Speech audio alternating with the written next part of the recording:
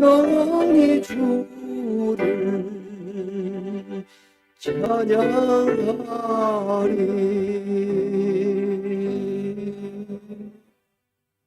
아멘. 하나님을 찬양합니다. 아멘.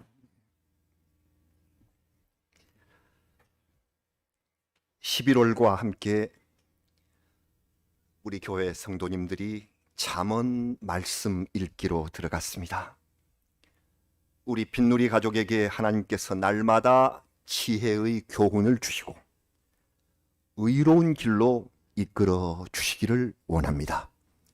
거짓된 말들로 가득 차서 분별력을 잃어버린 이 세상에서 우리에게 온전한 지혜와 교훈을 주시는 말씀이 바로 잠언입니다. 잠언을 읽고 깨닫고 마음에 받아들이고 실천하면 하나님께서는 참으로 놀라운 선물을 주시겠다고 우리에게 약속해 주셨습니다. 어떤 은혜의 선물일까요? 잠언 맨 앞 머리에 나와 있습니다. 우리 잠언의 서문 말씀을 함께 읽으면서 우리에게 어떤 은혜를 약속했는지 다시 따라서 행하는 삶의 능력을 가리킵니다. 이 지혜가 없는 사람은 어둠의 길을 걸어가는 인생입니다. 잠언 전체의 주제는 1장 7절에 있습니다. 잘 아시는 1장 7절의 말씀을 함께 봉독합니다. 여호와를 경외하는 것이 지식의 근본이거든 미련한 자는 지혜와 훈계를 멸시하느니라. 주제입니다. 하나님 앞에 경외해요. 거룩한 두려움으로 하나님 앞에 서서 겸손하게 이 말씀을 들을 때에 생명의 지혜를 얻게 될 것이며 이 지혜가 우리에게 영원한 생명, 영생을 주실 줄로 믿습니다. 오늘 본문 말씀 4장으로 들어갑니다. 우리 성도 여러분께서는 산이나 바다에서 해가 막 솟으면서 말이죠. 해가 돋으면서 햇살을 내쏠 때 그것을 보면서 어떤 느낌을 받습니까? 모두 사람들마다 아침 돋는 햇살을 보기 위하여 가슴 떨리는 감격으로 해돋이를 봅니다. 우선 이 햇살이라는 우리말이 참 마음에 와서 닿습니다. 부채를 펴시면 부채살이 있잖아요. 그렇죠? 그 뼈대 가닥을 살이라고 합니다. 그래서 햇빛이 말이죠. 마치 부채살처럼 펼쳐지는 그런 모습이 돋는 햇살 상상이 됩니다. 또 이 살이란 말은 화살이라는 뜻이 있습니다. 화살처럼 쏘아서 바닷끝까지 순식간에 날아가는 그러한 빛이 연상됩니다. 그래서 돋는 햇살, 그러면 저 햇빛이 살아서 화살처럼 쏘고 부채살처럼 펴지는 이런 느낌을 받는 아주 멋진 한국말입니다. 영어는 뭐라고 하나 찾아봤더니 shining light, 그게 좋은 말입니다. 그러나 보니까 shining light, 빛나는 빛, 그보다 훨씬 더 돋는 햇살이 문학적이지 않습니까? 그렇죠? 햇살처럼, 화살처럼 그냥 shining light보다 더 멋지다. 돋는 햇살을 바라보면 어느 나라 어느 곳에 사는 그 누구라도 감동적인 반응을 하지 않을 수가 없습니다. 왜? 그 이유는 한마디로 세계가 달라지는 순간을 경험하기 때문입니다. 어둠의 세계가 밝음의 세상으로, 절망의 지경에서 소망의 세계로, 카오스라는 혼돈에서 코스모스라는 질서의 세계로 돋는 햇살은 대변화를 일으킨다. 그때 불쑥불쑥 솟아나오는 저 태양의 힘을 우리가 느낍니다. 돋아오는 햇살은 거기서 그치지 않죠. 점점 더 크게 빛나서 한낮의 광명에 이르게 된다고 성경 말씀이 그렇게. 그래서 한낮의 광명에 이르면 우리 교회의 이름처럼 빈누리가 되고, 그래서 우리는 그 빛을 마음껏 누리는, 우리 주보 앞에 enjoy and shine이라고 써져 있는, 그 빛을, 세상의 빛을 우리는 마음껏 누리는 사람들이 된 것이다. 태초에 하나님께서 빛을 만드셨습니다. 그러나 하나님께서는 그 빛으로 낮과 밤을 나누시는 것으로 끝내지 아니하시고 우리 인간 각자에게 생명의 빛을 주고자 하셨습니다. 이것이 놀랍습니다. 그 만드신 빛을, 우리의 마음속에 생명의 빛을 주기를 원하셨다. 요한복음에 이렇게 기록이 되어 있습니다. 요한복음 1장 9절 생각나실 것입니다. 요한복음 1장 9절이 이렇습니다. 이게 나왔네요. 이때 같이 우리 읽으셔야 합니다. 요한복음 1장 9절 참 빛 곧 세상에 와서 각 사람에게 비추는 빛이 있었나니. 여기 참 빛이 누구입니까? 예수 그리스도. 예수 그리스도를 가리켜서 빛이라고 하셨습니다. 우리 화면에 잘 나오지 않아서 좀 마음속에 답답하고 캄캄하다가 화면이 다시 딱 살아나면서 참빛이 비친다. 너의 마음에 이렇게 어두울 때, 답답했을 때 환하게 빛을 준다. 그 빛으로 오신 이가 예수 그리스도다. 그러므로 이 세상에 빛으로 오신 예수 그리스도를 우리 마음속에 받아들이면 우리 인생도 그 빛으로 말미암아 드디어 환한 어둠의 세계를 끊고 새로운 광명의 빛의 세계로 들어가게 된다는 것을 우리에게 약속해 주셨습니다. 해 같은 삶, 은혜를 얻게 되는 삶, 이것이 하나님이 그토록 기뻐하시는 삶이며 우리가 시편 150편 내내 말씀하신 의인의 길, 밝음의 길, 의인의 길을 우리에게 약속해 주신 것이 바로 이 말씀이라는 겁니다. 그래서 이제 오늘 우리가 봉독한 말씀 가운데 이 돋는 햇살 아래서 해같이 빛나는 의인의 길을 우리가 어떻게 걸어갈 것인가, 그 방법이 나와 있습니다. 오늘 20절 이하에 그 방법, 어떻게 이 빛나는 길을 걸을 것인가, 그 핵심은 23절에 마음을 지키는 것입니다. 마음을 지키라. 23절에 마음을 지키라. 의인은 무엇보다도 마음을 지켜야 합니다. 왜? 써져 있죠. 생명의 근원이 마음에서 나기 때문에. 마음에 생명샘이 있고 그 생명샘에 샘물이 흘러넘치는데 내 마음에 게으름, 탐욕, 허영심으로만 가득 차 있으면 거기에 어찌 생명의 샘물이 고일 수가 없습니다. 포악한 오물이 고이는 악인이 되고 마는 것입니다. 어지럽고 포악한 마음에서 햇살 같은 밝음과 다사로움이 나올 수 없습니다. 신앙의 빛이 영생이 나올 수 없다. 마음을 지키라. 그래서 믿음으로 산다는 것은 마음을 지키며 살아간다는 의미입니다. 그러나 우리 빛누리 성도 여러분, 아무리 마음을 잘 지키려고 해도 어느새 죄에 대하여 느슨해버리는 내 마음, 악에 물들어가는 모습을 바라보며 깜짝 놀랄 때가 많습니다. 마치 안방을 정성스럽게 잘 청소를 하고 소재를 잘 해놓고 문을 잘 닫아 놓아도 다음날 이틀 후에 보면은 언제 어디서 끼었는지 먼지가 쌓여 있습니다. 우리 마음도 그렇습니다. 이제 11월입니다. 곧 눈이 내릴 것입니다. 눈이 내려서 세상이 하얗게 깨끗해지면 사람들도 마음이 깨끗하고 기분이 좋아서 깨끗한 옷을 입고 거리로 나옵니다. 그러나 그 아름답던 눈은 금방 녹아서 질척거리게 되고 우리의 옷도 어느새 지혜롭지 못한 말 때문에 세상이 어두워지고 진리의 빛이 사라집니다. 그것을 알았던 다윗 왕, 입의 실수를 견딜 수가 없어서 다윗 왕의 시편에서 이렇게 시를 읊고 기도를 드리는 것을 봅니다. 시편 141편 3절에 그 다윗 왕이 간절하게 외친 시편 141편 3절은 이렇습니다. 여호와여, 내 입에 파수꾼을 세우시고 내 입술의 문을 지키소서. 내 입술을 지켜주시기 바랍니다.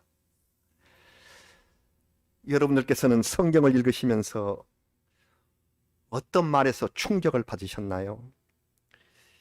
셀 수 없는 저주의 말들이 많이 있었지만 저는 욥이 고통받을 때에 옆에 있었던 그 부인, 욥의 부인의 말이 잊히지를 않습니다. 뭐라고 기억나시죠? 당신이 그래도 온전하다고 여기느냐? 하나님을 욕하고 죽으라. 다 회복된 후에 이 말이 얼마나 부끄럽고 후회스러웠을까요? 저도 욥의 아내를 저도 긍휼히 여기면서 그분 참 다 회복됐겠지만 그때 그 말 그거 안 했더라면 많은 후회 속에서 살게 될 것입니다. 예수님을 모략하던 바리새인들이요, 예수님께서 갈릴리 사역하실 때 앞을 못 보고 말하지 못한 사람들을 다 고쳐주시자 하나님의 은혜가 아니라 바리새인들이 뭐라고 한 줄 아시죠? 귀신의 왕 바알세불의 힘으로 저런 일을 하고 있다. 예수님께서 사람들을 불쌍히 여기시며 병을 고쳐주신 것을 귀신의 왕의 힘을 빌어서 저짓을 하고 있다. 이런 사람들에게 예수님께서 말씀하셨습니다. 마태복음 12장 36절과 37절 예수님이 이렇게 말씀하셨습니다. 잘 들어보십시오. 내가 너희에게 이르노니 사람이 무슨 무익한 말을 하든지 심판날에 이에 대하여 신문을 받으리니 네 말로 의롭다함을 받고 네 말로 정죄함을 받으리라. 여러분, 우리 삶이 끝나고 주님 앞에 설 때에 악한 말이 반드시 심판의 대상이 됩니다. 조심하셔야 합니다. 악한 말을 버리는 것이 마음을 지키는 첫 번째 일입니다. 하나님께서 돋는 햇살처럼 내 인생을 밝혀주실 것입니다. 하나님 앞에 좋은 말, 여호와를 찬송하는 말, 이웃을 사랑하는 말을 하시고 그리고 주님 앞에 서십시다. 마음을 지키는 첫 번째 일이 이것이었습니다. 다음 두 번째로 25절에 눈을 바로 보라. 눈을 바로 보라. 인생의 목표인 주님의 내 눈에 초점을 맞추라. 내 앞에 어른거리는 허상들, 저 무력들 거기에다가 초점을 두면 금방 내 삶은 혼란이 오고 비틀거리게 되고 맙니다. 우리가 믿은 그리고 나를 부르신 예수 그리스도를 삶의 표대로 삼으시자는 말씀입니다. 사도 바울이 그렇게 산 사람입니다. 잘 아시는 빌립보서 3장 14절 말씀. 빌립보서 3장 14절 말씀을 같이 보실까요? 같이 봉독하시겠습니다. 표대를 향하여 그리스도 예수 안에서 하나님이 위에서 부르신 부름의 상을 위하여 달려가노라. 아멘. 표대를 향하여. 그 표대 예수 그리스도. 눈이 쌓인 새벽 들판에서 여러 사람들이 동시에 반드시 걸어가자 앞을 향하여 걸어갔답니다. 모두가 한 발 한 발 다 신경을 써서 걸어갔으나 날이 밝고 걸어온 발자국을 보니 올바로 똑바로 오지 못하고 다 흔들리고 굽어지고 저쪽으로 갔다가 다시 돌아오고 오직 한 사람만이 일직선으로 걸어간 발자국을 남겼다고 합니다. 사람들이 물었습니다. 우리가 아무리 애를 써도 곧게 걸을 수 없었는데 너는 참 반듯하게 걸었구나. 이 발자국을 보니까. 어떻게 그렇게 걸을 수 있었지? 대답이 무엇이었을까요? 아시는 말씀이죠? 저기 보이는 북극성.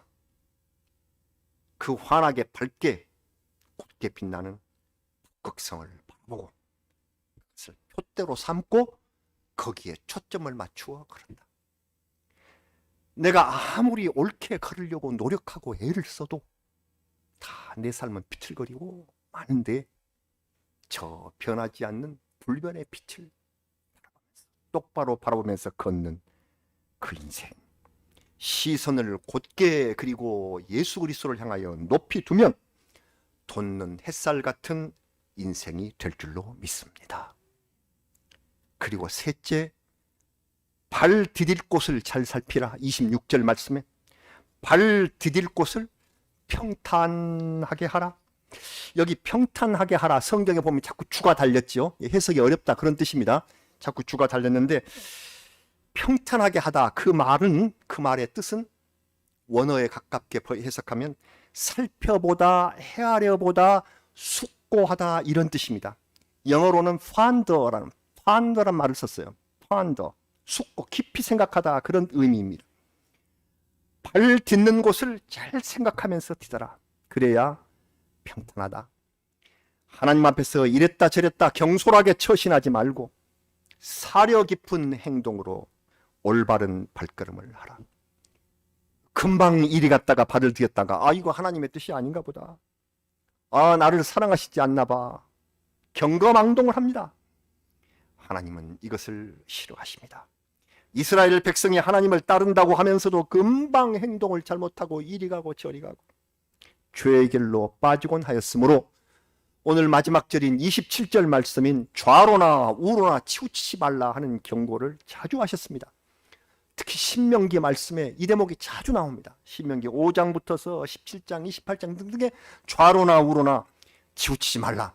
이 말씀의 뜻은 하나님께서 가르쳐 주신 길로 올바르게 바르게 행하라. 의로운 길을 걸으면서 미혹에 빠지지 마라. 이리저리 돌아보다가 미혹될까 두렵다. 그러지 말라. 마음을 확정시키고 좌로나 우로나 치우치지 말아라. 확정됐다는 말은 올바르게 준비해서 굳건하게 됐다는 말입니다.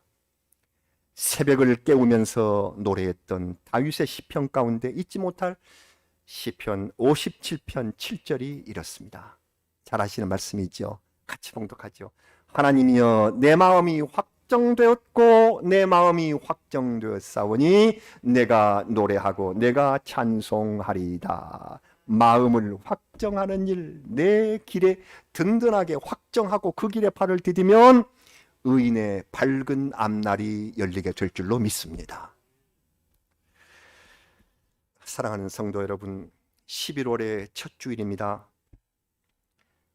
돋는 햇살이 더욱 소중하고 기다려지는 계절이 왔습니다. 11월은 겨울로 급속히 내려가는 절기라서 어딘지 모르게 짧고 허전한 느낌을 지우기 어려운 달입니다. 뭔가 부족하고 서운하고 미흡하고 11월의 특징입니다. 그러나 올해의 11월은 다른 해와는 달리 중요한 과제를 지니고 시작되었습니다. 햇살 같은 미래가 열리기를 기도하면서 다음 몇 가지를 우리 11월의 기도의 제목으로 삼기로 합니다. 이제부터 위드 코로나 시작됐습니다. 코로나의 완전 종식은 없어지고 아까 장로님 기도해 주신 대로 이제 같이 살아가야 하게 된 것입니다. 그러므로 하나님 앞에 더욱 겸손하고 지혜로운 생활을 해야만 합니다. 인간으로서 마음대로 누리고 싶은 욕심을 계속 인내하고, 우리는 사람의 마음으로 이 코로나만 끝나면은 그냥 지금까지 못했던 일을 그냥 다 하고 그냥 여행 가고 놀고, 그러나 그렇게 하지 못하도록 하셨습니다. 사라진 게 아닙니다. 같이 있어요. 내 욕심을 계속 인내하고 마음과 행동을 지키는 것이 이 시대에 우리에게 말씀하시는 하나님의 겸손이며 지혜입니다. 우리도 혹시 우리 마음의 편한 행동이 자리를 잡아서 예배를 건너뛴다든지 성전 예배를 드릴 수 있음에도 불구하고 이제 온라인이나 다른 방식을 찾는 것이 편하더라 하는 그런 습관이 생기지 않았는지 점검해 보셔야 하는 달입니다. 이제 벌써 금주부터 모두 다 100% 출석을 요청하는 그런 교회도 있지만 우리는 단계를 밟기 위하여 첫 번째, 두 번째 주일을 50%, 세 번째 추수감사 주일에 우리가 다 모일 계획을 세우고 있습니다. 이때 우리가 다시 하나님 앞에 회복하는 것을 준비하는, 내 마음에 다시 하나님 만나는 새로운 기쁨을 충실하게 준비하면서 그동안의 여러 가지 이유 때문에 게을러졌던 마음을 바꾸는 바로 그 달, 이 시기가 지금이라는 것입니다. 어려웠던 때에 우리에게 피난처를 주신 하나님 감사하며 이제 그 피난처에서 나와서 성소와 내 집과 내 삶을 다시금 복원하는 이때에 하나님 저희에게 열심을 주시고 지혜를 주시옵소서 하는 기도가 필요한 시간입니다. 회복을 위해서 애를 써야 할 시간, 이 시간에 잠언 말씀이 우리에게 큰 도움을 주실 줄로 믿습니다. 셋째 주일이 추수감사 주일입니다. 하나님께서는 코로나의 어려운 시간 속에서도 우리에게 먹을 것을 주시고 추수하게 하셨습니다. 고난을 통해서 얻게 된 수확이 얼마나 감사한지를 깨닫게 하셨습니다. 고통까지 감사할 줄 알아야 비로소 온전하고 성숙한 영혼이 될 수 있습니다. 좋은 것을 감사하는 일은 세상 사람도 누구나 할 수 있습니다. 믿음의 사람은 고난까지도 감사할 줄 알아야. 그래서 우리가 고난 받기 전에는 내가 얻어서 만족한 것만 감사했는데 이제는 그것까지 감사할 줄 아는 내 영혼. 우리가 이미 읽으셨던 시편 119편, 가장 긴 119편의 71절 말씀이 이렇습니다. 이 말씀 깊이 생각하면서 다시 한번 봉독합니다. 고난당한 것이 내게 유익이라 이로 말미암아 내가 주의 율례들을 배우게 되었나이다. 아멘. 이 고난, 이 코로나를 통하여 무엇을 배우셨는지, 주님의 율례, 주님의 법입니다. 주님의 말씀 가운데 무엇을 확실히 배우셨는지 이걸 생각하셔야 하는 그 귀한 달이 바로 지금 11월 지금입니다. 끝으로 11월 마지막 주일은 대림절 첫 주일입니다. 우리 예수 그리스도의 다시 오심을 기다리는 대림절 첫 주일이 이달 말주일입니다. 예수 그리스도의 다시 오심을 마음에 품고 대비해야 할 기간이 벌써 다가온 것입니다. 이 기도의 날들을 맞아서 아이들과 젊은이들을 위해서 꼭 기도해 주시기 바랍니다. 학교로서는 바쁜 달입니다. 18일에 수능 시험이 있고요. 그리고 그 시험이 끝난 후에 22일에 모든 학교가 저 어린아이들까지 유치원까지 모두 전면 등교를 합니다. 아이들은 미래의 햇살입니다. 아이들과 젊은이들을 위하여 기도하는 이달이 되시기를 바랍니다. 코로나가 범하지 못하고 하나님의 지혜가 어린 아이들 위에까지 임하는 그런 은혜의 감사절, 그리고 주님 다시 오시는 대림절을 우리가 맞이하는 마음이 되기를, 이렇게 마음 지켜가면서 하나님 앞에 회복의 시간을 준비하는 우리 믿음의 성도들이 되시기를 주의 이름으로 간절히 축원합니다. 우리 같이 기도드리겠습니다. 오 하나님, 햇살 같은 미래가 열리기를 간절히 바랍니다. 마음을 지키는 방법을 매우 쉽게 말씀해 주신 하나님 감사합니다. 입을 조심하겠습니다. 악한 말을 버리겠습니다. 눈을 바로 보면서 예수 그리스도를 표대로 삼겠습니다. 발 디딜 곳을 잘 생각하며 숙고하면서 금방 내 행동이 하나님을 향한 아름다운 행동이 될 수 있도록 주님 같이 하시며 저희의 손을 잡아 인도하여 주시옵소서. 태산을 넘어서 험곡에 갑니다. 그러나 빛 가운데로 인도해 주신 우리 아버지 하나님, 그